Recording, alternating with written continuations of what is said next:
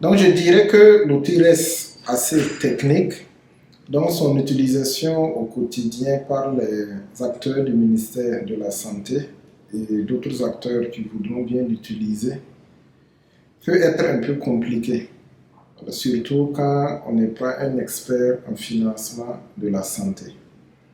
Mais je dirais que même pour les experts, ça peut être parfois compliqué parce qu'on analyse plusieurs dispositifs de financement qui sont parfois contradictoires et on veut avoir cette vue systémique. Donc ça fait qu'on est parfois obligé de regarder certains traits dominants et le jugement reste un peu difficile. Il en est de même pour évaluer la progression. Donc ça reste très subjectif. Et évidemment, ce qui importe, c'est la description.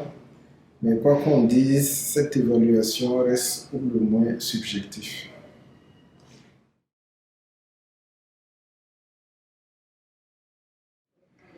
Donc c'est vrai que la matrice intervient dans un environnement où il y a déjà plusieurs outils produits par l'OMS et aussi par d'autres partenaires techniques.